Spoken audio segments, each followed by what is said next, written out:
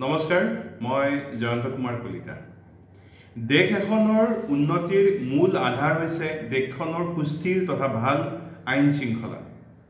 আইন শৃংখলা ভাল হ'লে জনসাধাৰণে নিৰাপদ অনুভৱ কৰে, ব্যৱসায় বাণিজ্য বৃদ্ধি হয়, শিক্ষা চিকিৎসা তথা অন্যান্য সেৱাবিলাক সুস্থিৰভাৱে আগবাঢ়ে, পৰ্যটকসকলৰ আকৰ্ষণ বৃদ্ধি হয়, লগতে দেশৰ অৰ্থনীতি শক্তিশালী হয়। মোৰ আজিৰ এই ভিডিঅ'টি আমাৰ গৃহৰক্ষী যিখিনি জোৱান আছে তেখেতসকলৰ নামত। এই গৃহৰক্ষী জোৱানসকলক আমি বিভিন্ন স্থানত আমি দেখা পাওঁ। বৰ্তমান অসমত প্ৰশিক্ষণপ্ৰাপ্ত গৃহৰক্ষীৰ সংখ্যা প্ৰায় 26,600 গৰাকী। তেওঁলোকক আমি বিভিন্ন পুলিচ পইণ্টত দেখা পাওঁ, বিভিন্ন অনুষ্ঠান প্ৰতিষ্ঠানত ডিউটি কৰি থকা দেখা পাওঁ, আৰক্ষী চকীত দেখা পাওঁ, বিভিন্ন অফিচ আদালতত দেখা পাওঁ, চিকিৎসালয়ত দেখা পাওঁ, ৰাষ্ট্ৰীয় উদ্যানত বিভিন্ন ক্ষেত্ৰত তেখেতসকলে কৰ্তব্য পালন কৰি আছে। তেখেতসকলে যদিও ইমান ঠাইত কৰ্তব্য পালন কৰি আছে, তেখেতসকলৰ মনত একোটা ডাঙৰ বোজা লৈ তেখেতসকলে নিজৰ দায়িত্ব পালন কৰি আছে। মই কেইটামান পইণ্ট আজি ইয়াতে আপোনালোকক উল্লেখ কৰিব বিচাৰিছোঁ। ৰাইজে এইবিলাক বিষয়ে জনাটো প্ৰয়োজন আৰু প্ৰত্যেকজন গৰাকী ব্যক্তিৰ সচেতন নাগৰিকৰ প্ৰধান দায়িত্ব হৈছে যে আইন শৃংখলাৰ ক্ষেত্ৰত বিভিন্ন ধৰণে সহযোগ কৰি অহা এই গৃহৰক্ষীসকলক আমি সমৰ্থন জনাব লাগে, যাতে চৰকাৰে তেখেতসকলৰ সমস্যাবিলাক সমাধান কৰে। তেখেতসকলৰ প্ৰথম সমস্যাটো হৈছে যে তেখেতসকলৰ দৰমহা অতি নিম্ন আৰু তাৰোপৰি এই দৰমহাবিলাক নিয়মিত নহয়। দ্বিতীয় সমস্যাটো হৈছে হোমগাৰ্ডসকলৰ গৃহৰক্ষীসকলৰ চাকৰিটো স্থায়ী নহয়। প্ৰত্যেক 3 বছৰৰ মূৰে মূৰে তেখেতসকলে আৰু পৰীক্ষা দিব লাগে। এনেকুৱা অৱস্থাত এজন ব্যক্তিৰ মানসিক অৱস্থাটো কেনেকুৱা হ'ব পাৰে আপোনালোকে অকণমান অনুমান কৰক। তৃতীয়তে, আৰক্ষীৰ লগতে আইন শৃংখলাৰ কাম কৰে যদিও আৰক্ষী বা চৰকাৰী চাকৰিয়ালৰ নিচিনাকৈ তেখেতসকলে কোনো ধৰণৰ পেঞ্চন নাপায়, কোনো ধৰণৰ চিকিৎসা তথা বীমাৰ সুবিধা তেখেতসকলে লাভ নকৰে। চতুৰ্থতে, তেখেতসকল যদিও প্ৰশিক্ষণপ্ৰাপ্ত, পৰ্যাপ্ত প্ৰশিক্ষণৰ তেখেতসকলৰ অভাৱ দেখা যায়, যাৰ ফলত কঠিন পৰিস্থিতিত তেখেতসকলে খাপ খাব নোৱাৰে। নম্বৰ 5, ডিউটিৰ সময়ত তেখেতসকল সুৰক্ষিত নহয় বুলি মোৰ অনুভৱ হৈছে, কাৰণ তেখেতসকলক যিবিলাক সঁজুলি দিয়া হয় সেইবিলাক সঁজুলি যথেষ্টখিনি পুৰণি। কিবা এটা যদি বিশেষ পৰিস্থিতি আহি যায়, তেখেতসকলে হয়তো নিজক সুৰক্ষিত কৰি ৰাখিব কেতিয়াও নোৱাৰিব। নম্বৰ 6, বহুত সময়ত এই গৃহৰক্ষী জোৱানসকলে প্ৰয়োজনতকৈ অধিক সময় ডিউটি কৰিব লগা হয় আৰু ফলত তেখেতসকলৰ শাৰীৰিক বা মানসিকভাৱে তেখেতসকল ক্ষতিগ্ৰস্ত হোৱা তেখেতসকলক দেখা যায়। নম্বৰ 7, প্ৰতি 3 বছৰৰ মূৰে মূৰে তেখেতসকলে পৰীক্ষা দিব লগা হোৱাত তো পৰিয়ালটোৰ লগতে তেখেতসকলে অনিশ্চয়তাত ভোগে। নম্বৰ 8, কেতিয়াবা কোনো ৰাজনৈতিক কাৰণতে হওক, কোনো বিষয়ৰ ক্ষেত্ৰতে হওক বা ব্যক্তিগত স্বাৰ্থতে হওক তেখেতসকলক ব্যৱহাৰ কৰা হয়।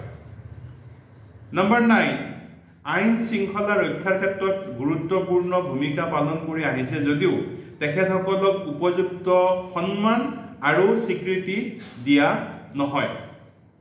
নম্বৰ 10, বেছি দুখ লগা কথাটো হৈছে এই গৃহৰক্ষী জোৱানসকলৰ প্ৰায়ভাগে বছৰটোৰ আধা সময় বহি থাকিব লগা হয়, কেতিয়াবা বহুতে বছৰটো বহি থাকিব লগা হয়।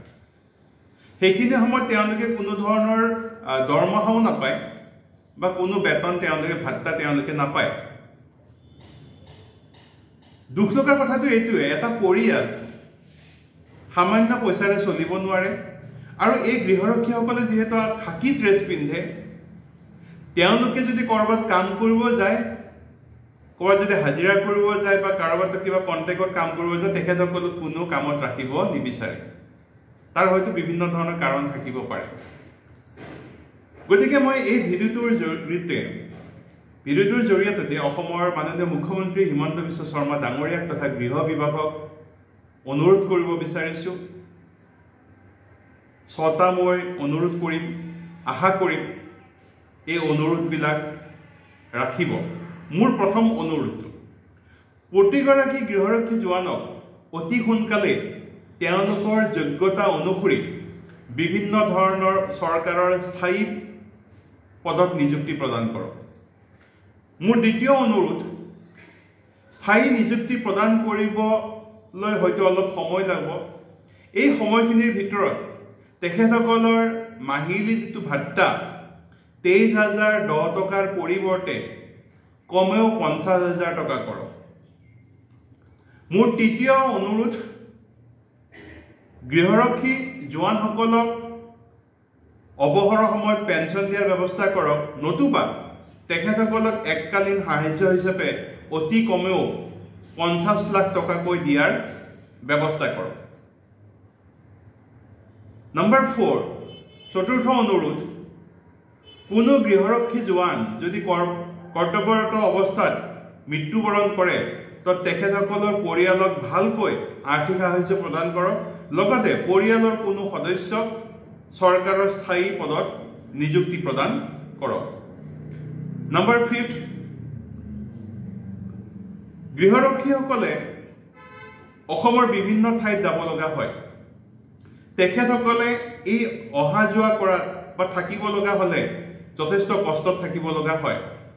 এই ক্ষেত্ৰত তেখেতসকলেও বিভিন্ন দাবী জনাইছে চৰকাৰক। তো মোৰ ফালৰ পৰা ক'ব বিচাৰিছোঁ, অসমৰ প্ৰতিখন জিলা তথা সমজিলাত গৃহৰক্ষীসকলৰ কাৰণে একোটা ভৱন নিৰ্মাণ হওক, য'ত তেখেতসকলে সুন্দৰভাৱে থাকি তেখেতসকলৰ দায়িত্ববিলাক পালন কৰিব পাৰে। আৰু মোৰ শেষ অনুৰোধ, নম্বৰ 6, জোৱানসকলে বৰ্তমান 55 বছৰ বয়সত তেখেতসকলৰ কাৰ্যকাল শেষ কৰিব লগা হৈছে। তো তেখেতসকলৰ কাৰ্যকাল চৰকাৰী চাকৰিয়ালৰ নিচিনাকৈ 60 বছৰ বয়সলৈকে বৃদ্ধি কৰক।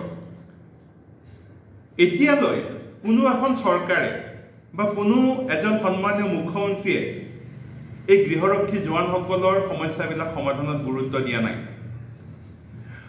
মাননীয় মুখ্যমন্ত্ৰী হিমন্ত বিশ্ব শৰ্মা ডাঙৰীয়াক অসমৰ ৰাইজে যথেষ্টখিনি ভাল পায়, তেখেতক বহুতখিনি ভৰসা কৰে আৰু তেখেতৰ কৰ্মকাজীক লৈ তেখেতৰ কামৰ ষ্টাইলক সকলোৱে ছাপোৰ্ট কৰে।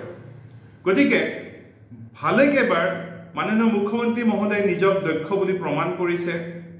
মোৰ ফালৰ পৰা এটা অনুৰোধ থাকিল, যি গৃহৰক্ষীসকলে আইন শৃংখলাৰ সৈতে জড়িত হৈছে তেওঁলোকৰ সমস্যা কোনো সমাধান কৰিব পৰা নাই। মই আশা কৰিম অতি সোনকালে মাননীয় মুখ্যমন্ত্ৰী হিমন্ত বিশ্ব শৰ্মা ডাঙৰীয়াই গৃহৰক্ষীসকলৰ সমস্যা সমাধান কৰি আকৌ এবাৰ প্ৰমাণ কৰিব যে তেখেত এজন দক্ষ মুখ্যমন্ত্ৰী। এইখিনিয়ে মোৰ মাননীয় মুখ্যমন্ত্ৰী মহোদয়লৈ অনুৰোধ। ধন্যবাদ। জয় আই অসম।